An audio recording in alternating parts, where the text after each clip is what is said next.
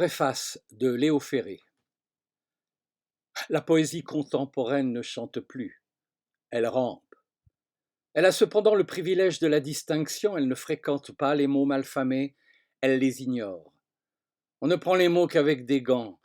À menstruel, on préfère périodique et l'on va répétant qu'il est des termes médicaux qui ne doivent pas sortir des laboratoires et du codex.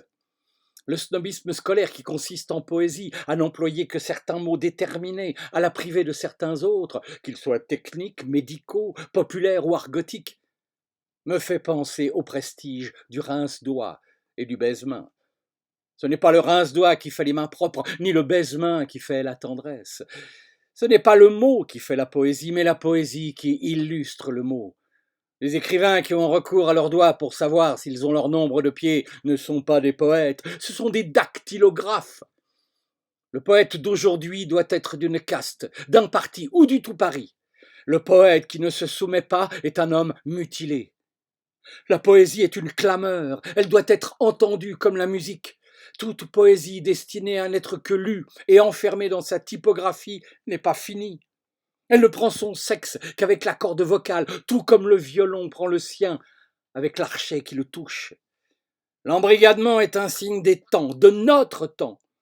Les hommes qui pensent en rond ont les idées courbes. Les sociétés littéraires, c'est encore la société. La pensée mise en commun est une pensée commune. Mozart est mort seul, accompagné à la fosse commune par un chien et des fantômes. Renoir avait les doigts crochus de rhumatisme. Ravel avait dans la tête une tumeur qui lui suça toute sa musique. Beethoven était sourd. Il fallut quêter pour enterrer Béla Bartok. Rutebeuf avait faim, Villon volait pour manger. Tout le monde s'en fout. L'art n'est pas un bureau d'anthropométrie. La lumière ne se fait que sur les tombes.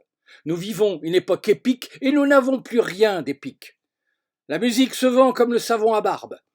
Pour que le désespoir même se vende, il ne reste qu'à en retrouver la formule. Tout est prêt.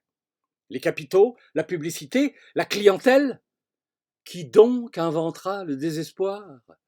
Avec nos avions qui dament le pion au soleil, avec nos magnétophones qui se souviennent de ces voix qui se sont tues, avec nos âmes en rade au milieu des rues, nous sommes au bord du vide, ficelés dans nos paquets de viande à regarder passer les révolutions. N'oubliez jamais que ce qu'il y a d'encombrant dans la morale, c'est que c'est toujours la morale des autres. Les plus beaux chants sont des chants de revendication. Le vers doit faire l'amour dans la tête des populations. À l'école de la poésie, on n'apprend pas, on se bat.